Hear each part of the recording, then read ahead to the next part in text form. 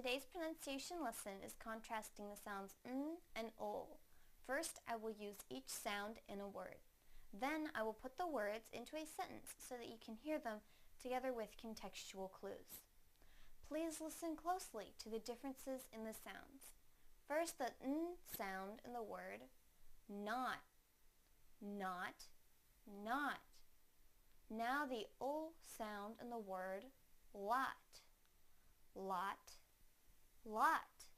Now I will use them both in a sentence. It is not a lot. It is not a lot. It is not a lot. Thank you for watching CartoonEnglish.tv's pronunciation lesson. Come visit our website for free lessons, games, and chat. Bye!